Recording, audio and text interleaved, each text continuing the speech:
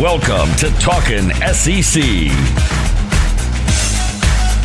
Writer, photographer, and producer Phillip Jordan discusses the latest news and breaks down the biggest games with the best analysts around. Now, from Southeast Alabama, a state that knows its sports, here is Phillip Jordan. What's up, y'all? Welcome into this week's edition of Talking SEC. I am your host, Phillip Jordan, from Last Word on College Football and 96.9 The Legend in Dothan, Alabama. Part of Radio People, where I am the in-studio host and producer of Dothan Wolves Football. And this is part 3 of the installment of 14 teams in 14 weeks. And this is Auburn week. And in just a few moments, I'm going to be joined by Zac Blackerby, who is the host of Locked On Auburn, to preview the 2020 Auburn Tigers. It's really, really interesting team, this Auburn team. Coming off a 9-4 season last year, a lot of close games with some really good teams. You beat Alabama. You show some promise this team can be. Of course, as any college football team, you lose great players, especially for Auburn on the defensive line, Derek Brown, Marlon Davidson, and then offensively replacing 4 of your 5 offensive linemen. Interesting schedule for Auburn. So we're going to get on with that with Zac Blackerby just here in a few moments. Before I do that, I'll let you guys know where you can find me and the podcast. You can find me on Twitter and Instagram at PJordanSEC. You can find the podcast on Facebook and Twitter at Talking SEC Pod. Of course, the podcast is on Apple Podcasts, Spotify, Stitcher, all your favorite podcast platforms. If you are on Apple Podcasts, please subscribe, rate, and review. Really means a lot if you do that. If you leave a review, I will read it on a future edition of the show. And of course, you can always email me at sportstalkphillipjordan@gmail.com. All right, let's get to my conversation with Zac Blackerby. Let's preview the 2020 Auburn Tigers. Everybody, as I said off the top, this is week 3 of 14 teams and 14 weeks, and it is Auburn week, and joining me to talk about the Auburn Tigers is Zac Blackerby. Of course, you can hear him daily on the Locked On Auburn podcast, and Zac, once again, I appreciate you coming on the show. Of course, man. We say it every time. We don't do this enough, so I appreciate you reaching out to me. Hey, I had you on Iron Bowl week, and that was like a 2-year difference, so I did better this time. That's true. That's true. We'll get it closer and closer each time, man. But, yeah, what an Iron Bowl that was. But, yeah, man. Let's talk some Auburn football. Yeah, and I told you this just a few seconds before you actually hit the record button.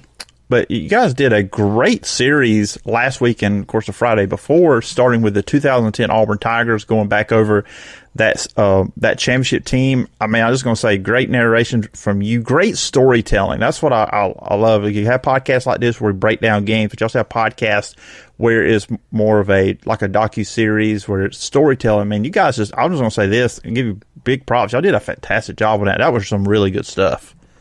Well, I appreciate that, man. Yeah, and if you're listening, you don't know what Phillip's referring to. We did a 6-part series on we titled the documentary series "Remembering and Telling the Story of the 2010 Auburn Tigers," and yeah, we use a lot of calls. You know that Rod had that year. He had a lot of really good calls that kind of get lost a little bit. You know, since the kick six and the prayer and Jordan Hare and all of that, and then.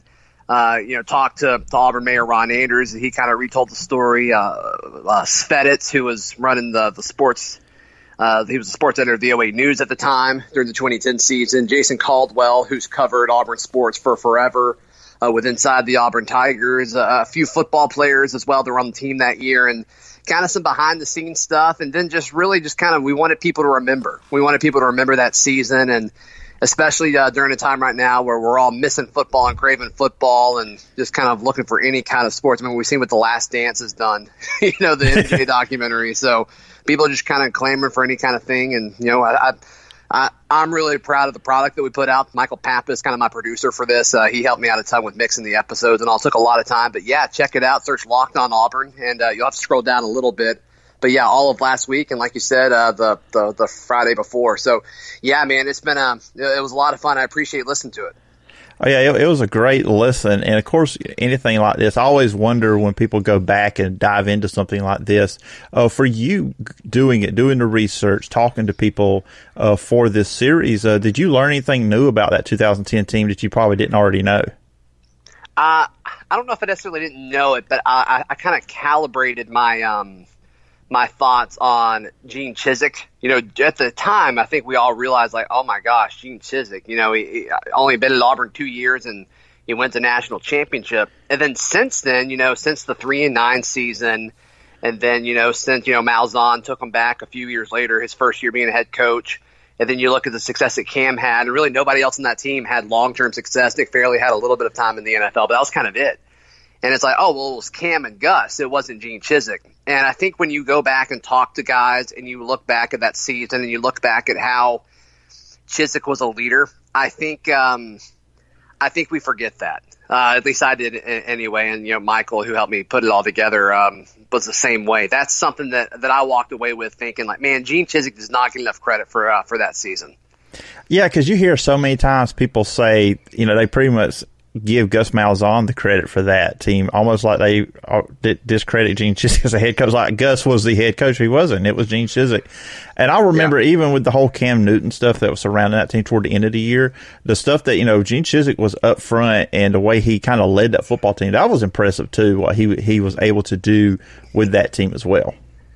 Yeah, and he put it on the NCAA. I mean, he was ready to not play Cam. He was ready to find a way to win without Cam, and fortunately, we didn't have to worry about that and see like what that was going to look like. Yeah. And I think it's good for college football to have Cam Newton play a full season, and then the rest is history after that. But yeah, that was fun. So yeah, highly encourage folks to check that out, man. It took a lot of time, so would appreciate people to listen to it.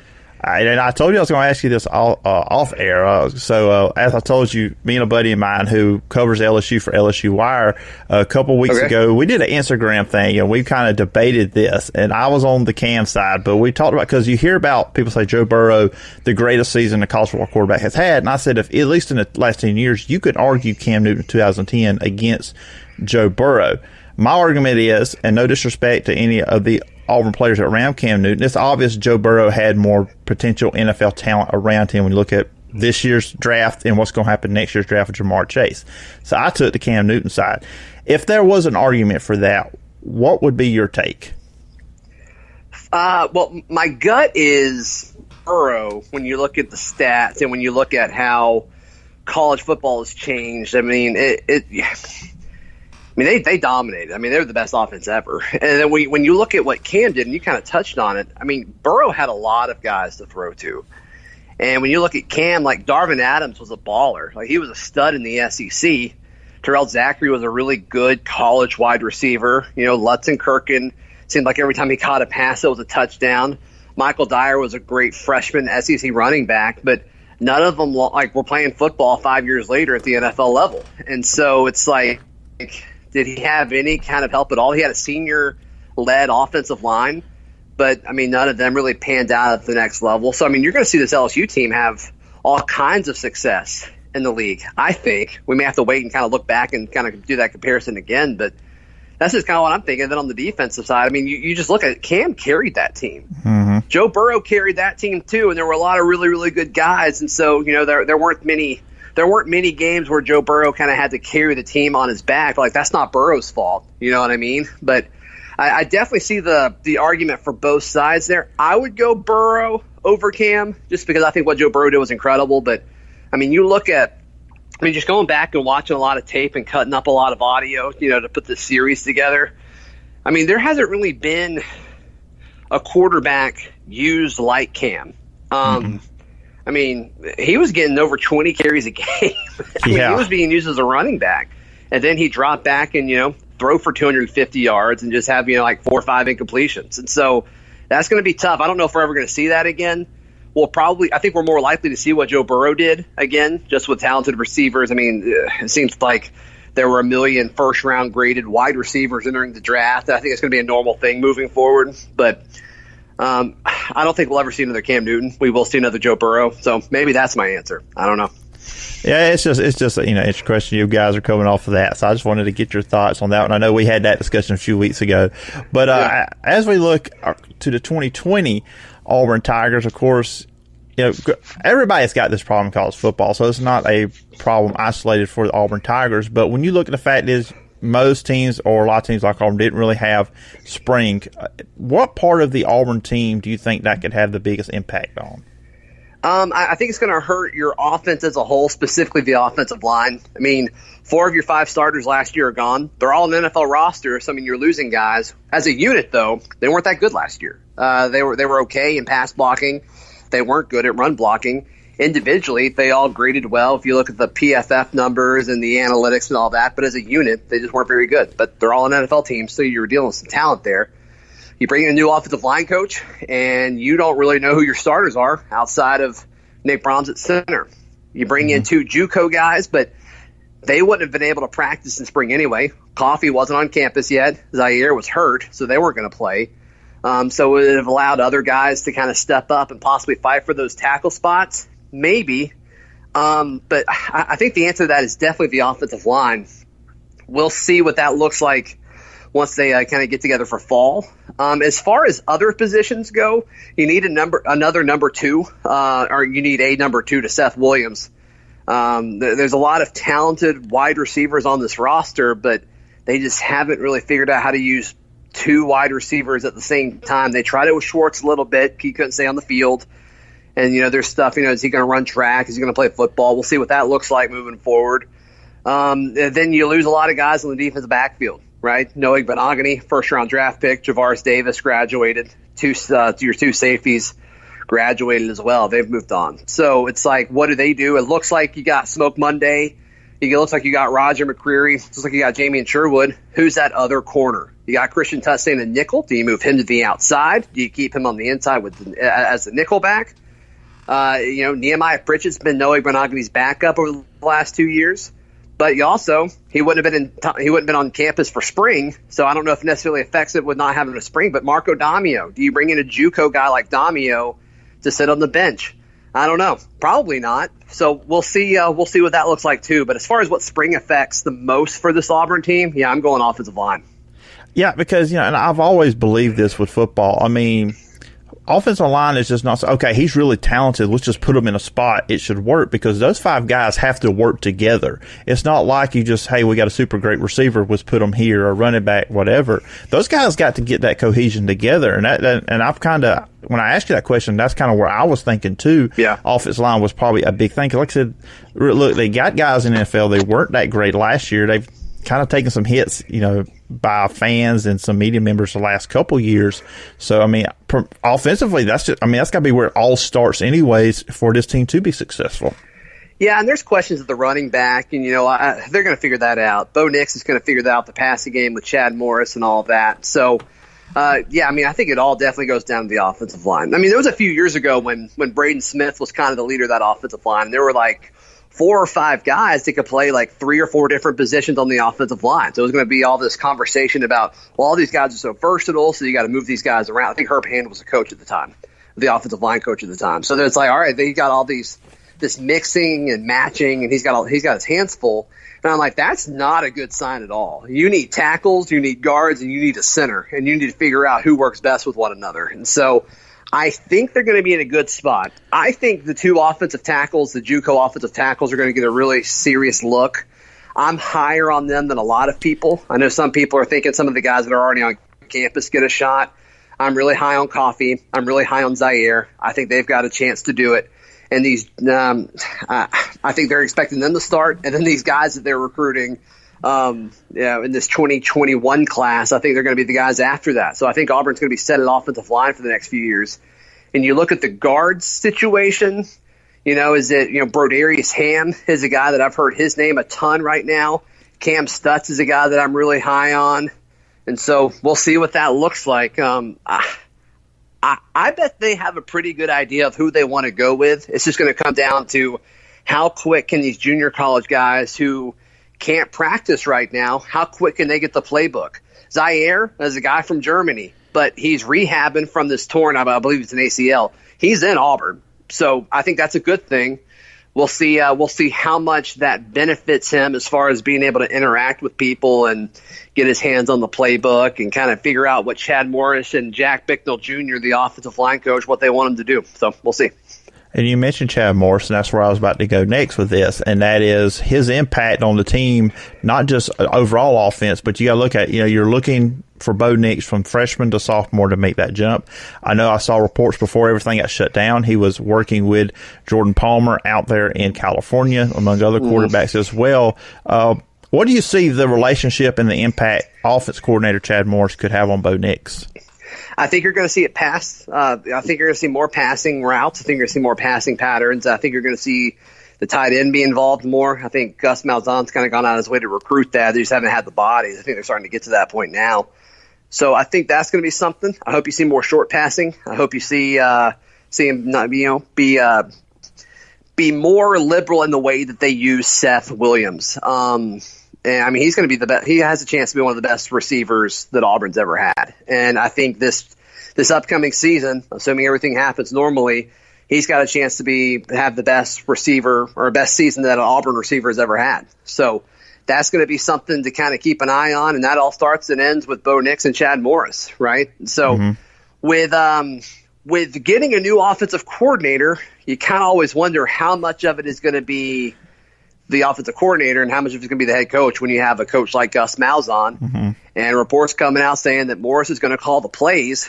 You kind of wonder with this abbreviated off season that we're going to have, how much of it does Morris change up and how much of it does he just keep the same because these guys already kind of know it and you just slowly add stuff throughout the season. That's what I'm thinking. That's kind of my gut. I can't imagine they would come in and change the terminology a whole lot, assuming it's that much different. He and Malzahn are kind of the same ideology anyway, but I don't think you're going to see it change that much until maybe later in the season, just because I don't know how much time they have, and so Bo Nix knows the offense. He seemed to get better and better throughout the season last year. I just don't know if you can change it up if you only have, 4 or 5 weeks of fall camp before you get the season going. Yeah, absolutely, and you're right. To get, who's calling the plays, I guess it just feels like that's something that's going to happen when Auburn brings a new offensive coordinator under Malzahn. But defense, you talked about the secondary, and look, that's big. Losing those guys. I mean, I think there's some talent there as well. But I'll look at the defense.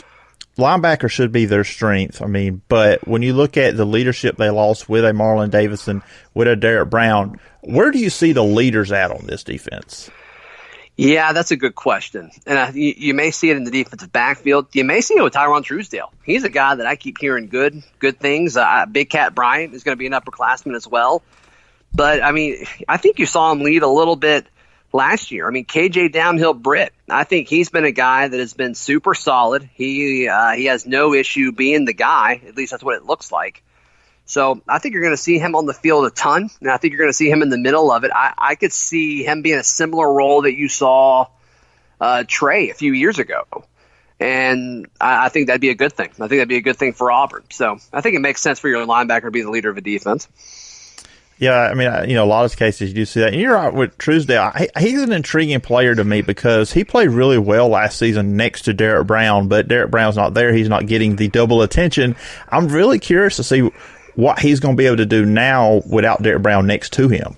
Yeah, that's a big question, right? That's definitely a big question. But then you turn around, it's like, well, can he demand a double team? And then can a guy like Connis Miller or Daquan Newkirk, if he can stay healthy, or, Andre Butler, the top JUCO player in the country that's coming to Auburn this year, can one of those guys then get the one-on-one matchups and they win consistently like Truesdale did a year ago? And so if two guys are blocking Truesdale and somebody else makes the play, that's a win for Auburn, and that's a win for Auburn's defensive line, and that's kind of Rodney Garner's goal, right? You've seen it time and time again, all the way back to when he had Mon Adams and Carl Lawson. So I think you're going to see something similar to that with him and Big Cat coming off the side. I tell you what, I think this defensive line is going to be okay, largely due to what Big Cat Bryant's going to do in 2020. If you listen to Locked On Auburn, it's hard for me to go a few episodes in a row without talking about how excited I am for Big Cat Bryant. I think he's going to be an absolute stud. I think he's going to lead Auburn in sacks. I think he's going to make a push to lead the SEC in sacks. I'm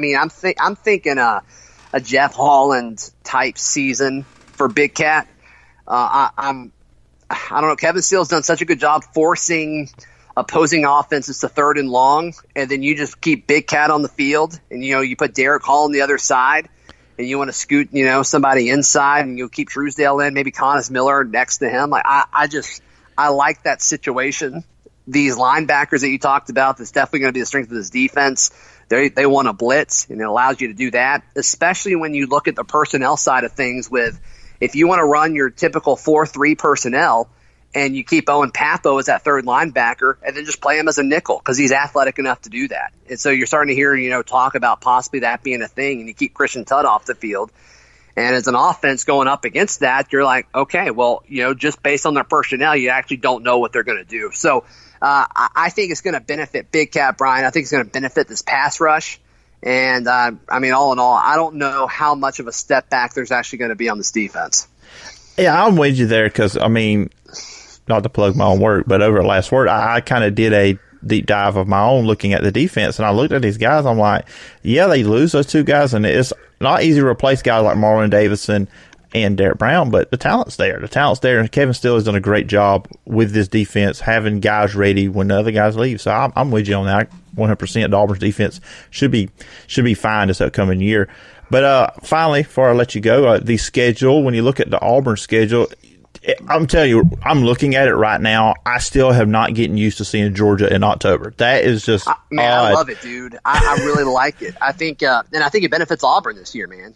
You look at, you talk about what Chad Morris is going to do this offseason for Auburn, and you look at, Georgia's got a new quarterback and a new OC. And so it's like, when are they going to really hit their stride with this abbreviated offseason? And so can they do it when Auburn has a good chance to be 5-0. That North Carolina game's tricky, but assuming they take care of business, everything, they're 5-0 or 4-1, and you go to Athens. I think Auburn's got a chance this year. I think they've got a chance, more of a chance this year than they've had in a long time, as far as them going to Athens. So we'll see. Yeah, it looks weird on that October 10, though. Yeah, you're absolutely right.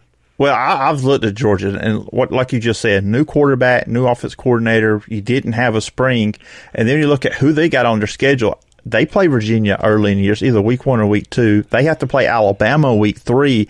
You're looking at a team that when they play Auburn, that game may mean more to Georgia than it does Auburn, because then they still have to play Florida later, a couple weeks later. And when thinking about Florida, I'm just going to, say this. That's probably the only game on their schedule they may be an underdog in. So that's going to be a huge game for Georgia anyways, potentially, if they have a couple losses already. I guess finally on the schedule, though, would you – the LSU and at Alabama to close out the year, that's when I look at that. So you get past Georgia, that's the tricky next step. Yeah, and it's like, can you, if you're undefeated going to LSU, does that propel you? You got LSU at home, which is great, and it's so late in the season. I think they're going to kind of have themselves figured out. Obviously they lost a lot. We were talking earlier about how much Joe Burrow had to work with, but that's going to be a tough stretch for anybody in the country. How many teams in all of college football can beat both of those teams back-to-back weeks, regardless of where you play them? Not many. So Auburn's probably not going to win both those games. They may lose both of them. If they are undefeated going into that stretch there, I wouldn't be surprised even if they lost both at that point. So we'll see. That's brutal. That's brutal. But can LSU do it? Can LSU do this again? I don't know. Statistically, probably not. So we'll see. They're going to be talented, and they love Coach Joe, but can they back up the pressure of what they did a year ago, having one of the best seasons that a football team's ever had? We'll see if they can do it again. And maybe, with them coming to Auburn, they're going to be excited about that. A late November game. It's tough to win those in Jordan here, so we'll see what happens. Yeah, absolutely. It's the SEC. There's no easy weeks when you play SEC teams, so it's a problem for all 14 of them. But as we close this out, when you look at the schedule, what do you think are reasonable expectations for Auburn for the 2020 season? Man, it comes down to the same three that it always does, right? Georgia, LSU, and Alabama in that order. They probably win one or two of those games. Then does Auburn kind of do that thing where they lose a game they're not supposed to? Do they drop one against North Carolina? Do they drop one against Texas A&M? Texas A&M's getting hyped up again. They get hyped up every single preseason. So we'll see if that happens again. Kentucky and Auburn. I'm not necessarily concerned about that. But does Lane Kiffin at Ole Miss or Mike Leach at Mississippi State? Does something weird happen there? I think 9-3 is the safest bet. But this is a 10-win team as far as the talent on the roster, and you look at what they're able to do with the schedule. I think they should go 10-2, but I think 9-3 is a reasonable expectation. All right. I just can't wait for it to get here. I have optimism running through me, Zach, that we were having football season on schedule. So I can't wait till it gets here. But anyways, I do appreciate a couple minutes, kept you a couple minutes longer than I said I would. But I do appreciate you taking the time out and coming on this week's edition of Talking SEC. And if the listeners want to follow you online, where can they find you? Yeah, all my stuff's on Twitter at Zac Blackerby. And yeah, you can listen to Locked On Auburn. It is the top daily Auburn podcast. So yeah, search that, Locked On Auburn, wherever you get your podcast. All right, sounds good, Zach. And thanks again for coming on the podcast. I look forward to talking to you again sometime down the road. Hey, anytime, brother. And thanks again to Zac Blackerby for coming on the show. And I always enjoy having Zach on to talk all things Auburn football. And give Zach a follow on Twitter and check out his podcast, Locked On Auburn. And kind of looking around, what are we going to talk about to kind of close out the show? Athlon Sports has put out their 2020 SEC East predictions. At number 1, they got Florida going 11-2 on the season. They've got Georgia going 10-2, Tennessee at 8-4. At number 4, you got Kentucky at 7-5, South Carolina at number 5, 6-6, Missouri at 5-7, and then Vanderbilt 3-8 to close out the East. And looking at that, look, I'm not for people losing their job, but I do believe this will be the final season for Derek Mason at Vanderbilt. They're just going in the wrong direction. Last season was a complete mess of a team. They had the skill position players to do well there. They couldn't develop the quarterback position.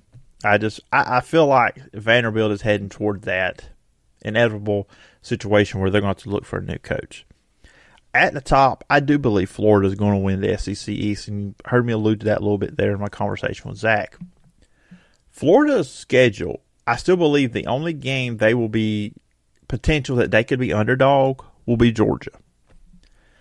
And as we also mentioned there, Georgia's, I think they're going to be hurt at least the first half of the year or first month. Fact is, you have a new offense coordinator, Todd Monken, running what I would think is going to be a different system than what you were running before.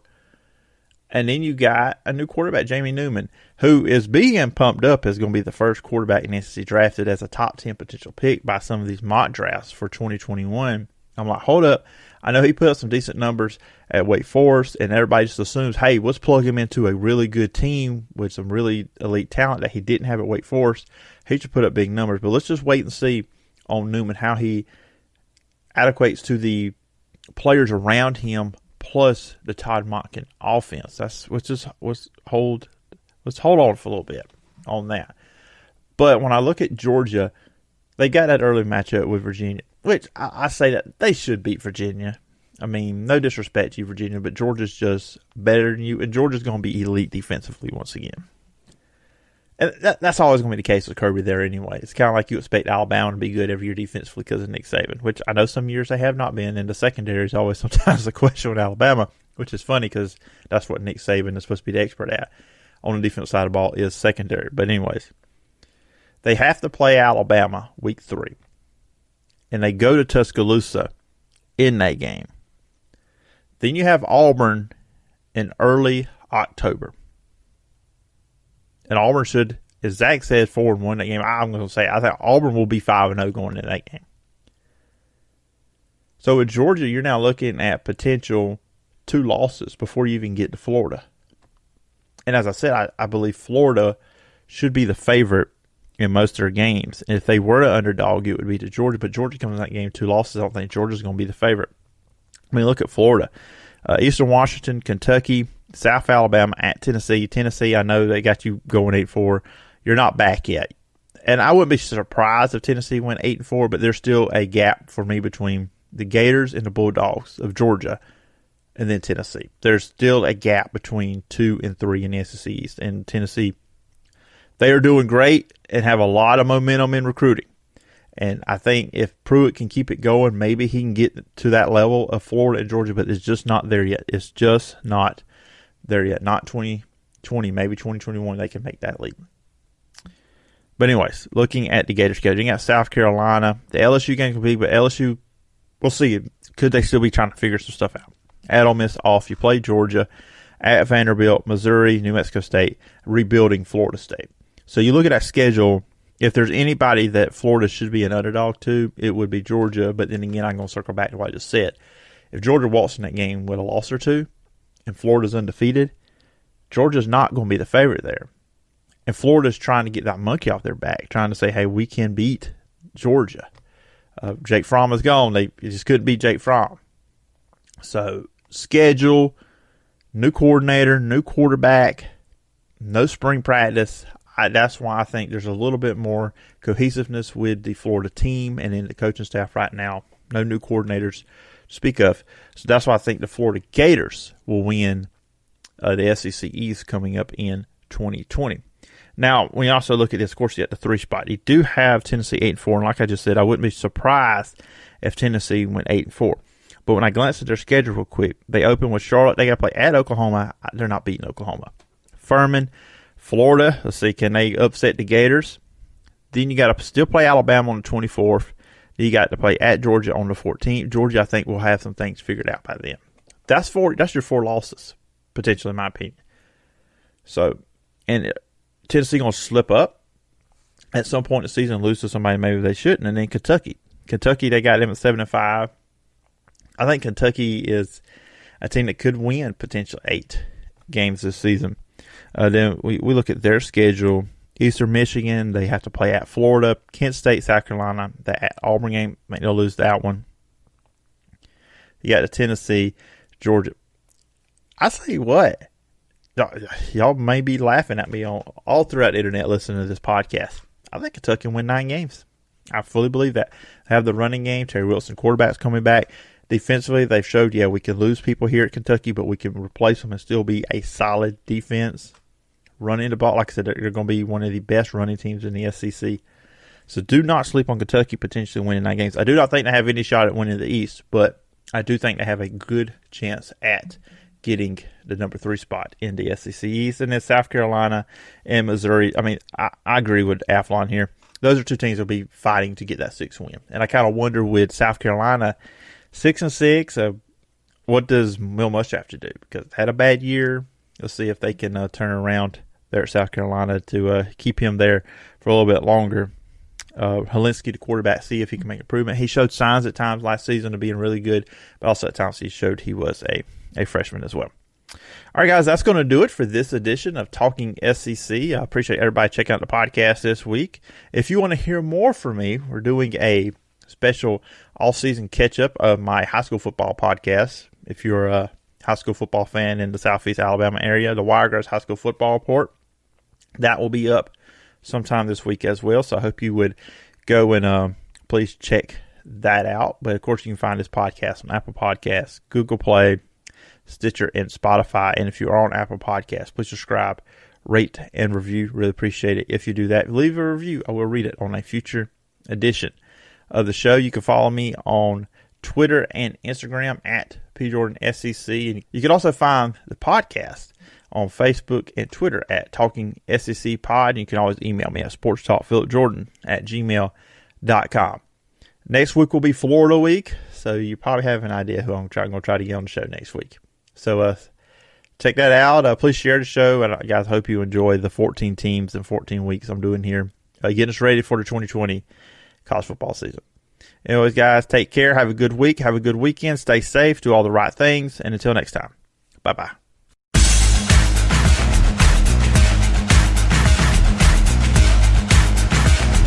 Thank you for listening to Talkin SEC.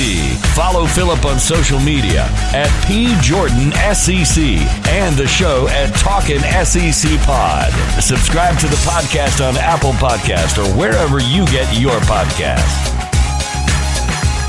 We'll see you next time when we're talking SEC.